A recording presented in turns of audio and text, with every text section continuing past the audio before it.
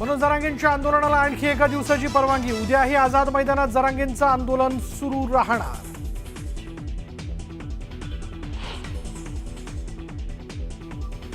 मनोज जरांगे आणि शिंदे समितीची पहिली बैठक निष्फळ। मराठा आणि कुणबी एकच असा जी.आर. काढा।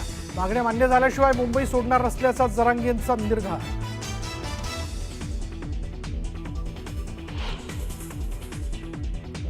मनोज जरांगेंच्या भेटीनंतर शिंदे समितीने घेतली मंत्री राधाकृष्ण विखे पाटलांची भेट। मराठा आरक्षण उपसमितीची बैठक संपल्यावर विखे मुख्यमंत्र्यांना भेटणार असल्याची माहिती। मला असं वाटतं या सगळ्या गोष्टींची उत्तर तुम्हाला एकनाथ शिंदेच देऊ शकतात। मराठा आरक्षणासंदर्भातील सर्व प्रश्नांची उत्तरे एकनाथ शिंदेच देतील। जरांगे पुन्हा मुंबईत का आले हे सुद्धा शिंदेच सांगतील। राज ठाकरेंचं विधान।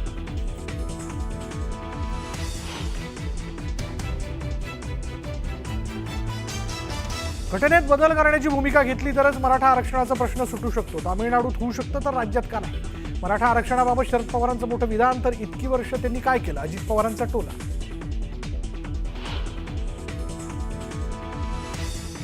उद्धव ठाकरेंची जरांगेंसोबत अंबादास दानवेंच्या फोनवरनं चर्चा।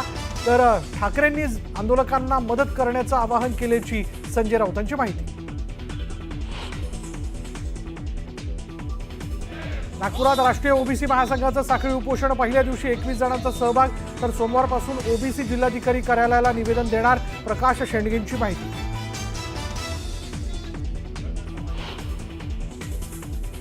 केंद्रीय गृहमंत्री अमित शहानी मुख्यमंत्र्यांसह घेतलं लालबागच्या राजाचं दर्शन। तर वर्षा बंगल्यावर ही विधिवत पूजा करत शहांच्या हस्ते बाप्पाची मनोभावे आरती।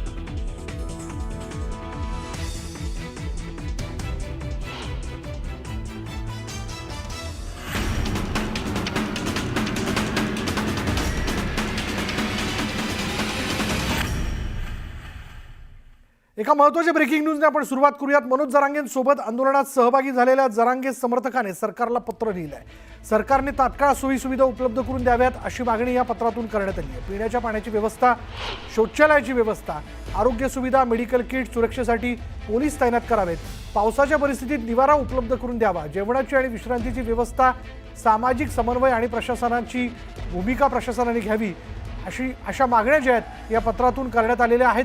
तसंच आपत्ती व्यवस्थापन समिती स्थापन करण्याची मागणी करण्यात आली। व्यवस्थापन समितीत आंदोलनातील 10 सदस्य घ्यावेत असंही पत्राच्या माध्यमातून सांगण्यात आलं।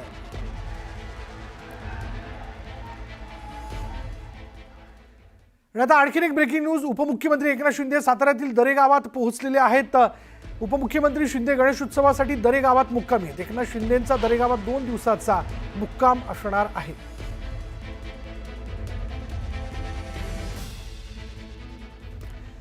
यानंतरची घडामोड अशी आहे की मनोज जरांगेंच्या आझाद मैदानातील आंदोलनाच्या दुसऱ्या दिवशी सरकारचं शिष्टमंडळ जरांगेंसोबत चर्चेला पोहोचलं।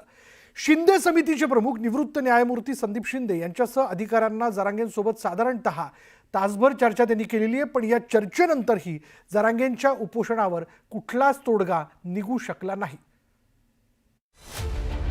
तोडगा निघेना, कोंडी फुटेना। जरांगेंसोबत शिंदे समितीची बैठक। तासाभराच्या चर्चेनंतरही तिढा कायम। सरकारसमोर नेमके पर्याय काय?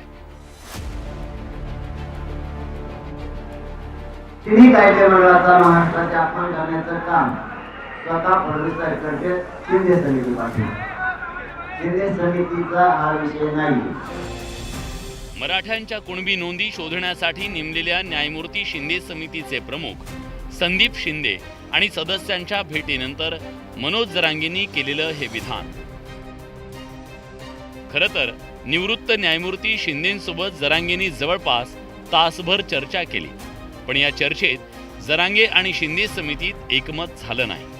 त्यामुळे जरांगेंच्या उपोषणावर कुठलाच तोडगा निघाल्याचं दिसलं नाही। या भेटीत जरांगेंनी मराठवाड्यातील सर्व मराठे कुणबी असल्याचं सांगत हैदराबाद आणि सातारा गॅझेटमधील नोंदी असणाऱ्यांना कुणबी जात प्रमाणपत्र देण्याची मागणी लावून धरली।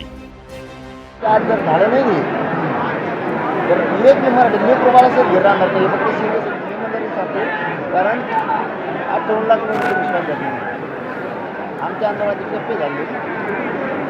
शनिवारी रविवारी तुम्हाला मराठा भेटतील करत आणखी 5-7 दिवस त्यांच्या हातात आणखी वेळ गेलेली आज रविवारी. पण जरांगेंचा हा दावा मान्य करायला शिंदे समितीनं नकार दिला.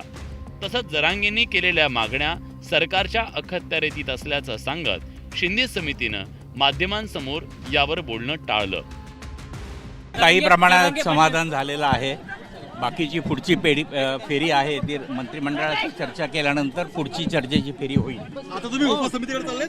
हो, उपसमितीकडे चालू. काय नेमके आजचे मुद्दे काय होते? ठळक मुद्दे काय होते आजचे? काही गोष्टींना तत्वता मान्यता दिलेली आहे. त्याच्यावरती जरांगे पाटलांची काही प्रतिक्रिया आहे, त्यांची मतं आहेत, ती मंत्रिमंडळाला सांगण्यात येतील आणि त्याच्यानंतर अंतिम निर्णय मंत्रिमंडळ घेईल.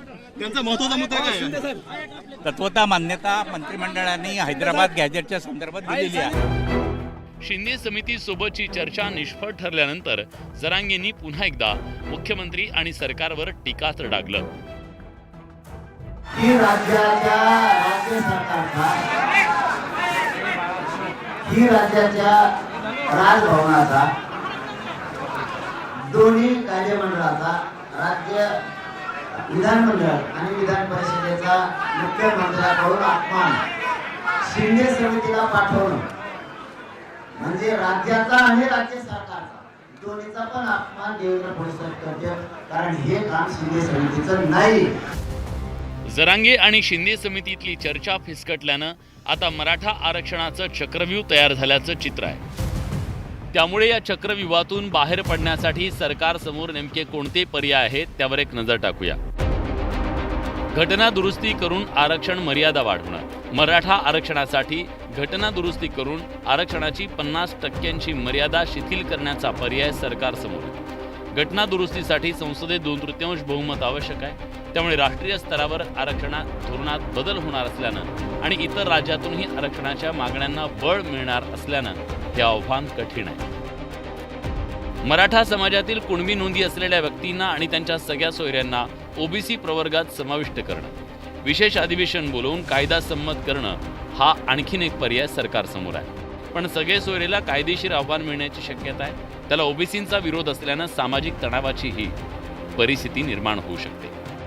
मराठा समाजातील कुणबी, मराठा कुणबी आणि कुणबी मराठा या उपजातींना ओबीसी प्रवर्गात समाविष्ट करून 27% आरक्षणात घेण्याचा आणि जरांगेंची मागणी पूर्ण करण्याचा आणखी एक पर्याय सरकारकडे आहे. पण या पर्यायावरून कायदेशीर सामाजिकदृष्ट्या वादाची शक्यता आहे. इतर ओबीसी समुदायांचा मराठाच्या समावेशाला तीव्र विरोध आहे आणि त्यामुळे सरकारसमोर एक मोठा पेच आहे. मराठा समाजावर अन्याय नाही करायचा आहे, त्याचा अर्थ असा नाही की ओबीसी समाजाला आरक्षण द्यायचं आहे. आपल्याला अनेक मार्ग काढता येतात, अनेक त्या ठिकाणी मार्ग निघतील, पण ओबीसीतनंच आरक्षण द्या. 353 जाती, 18 पगड जातीचा ओबीसी समाज आधीच 353 जातीला आरक्षण कमी आहे आणि मग त्या 353 18 पगड जातीमधलं आरक्षण कमी करून इतर समाजाला देण्याची ही भूमिका अन्यायकारक होईल. मराठा समाजाला न्याय देताना ओबीसीवर अन्याय होऊ नये आणि ओबीसीला न्याय देताना मराठा समाजावर अन्याय होऊ नये. मनोज जरांगे पाटील मराठा समाजाच्या ओबीसी प्रवर्गाच्या आरक्षणाच्या मागणीसाठी आग्रही आहेत. त्यावरून सरकारसमोरचे पर्याय कमी होताना दिसत आहेत. सरकारनं आधीच EWS आणि SCBC प्रवर्गातून आरक्षण दिलेलं आहे, पण जरांगेंना दोन्ही पर्याय मान्य नाही आहेत. सगळे सोयरे आणि ओबीसी आरक्षणाचा मार्ग स्वीकारणं आता तरी सरकारसाठी राजकीयदृष्ट्या सोयीचं ठरणार नाही. त्यामुळे सरकार जरांगेंच्या आंदोलनाचा तिढा कसा सोडवतं याकडे सगळ्यांचं लक्ष लागलंय. शरद जाधव, न्यूज 18 लोकमत, मुंबई.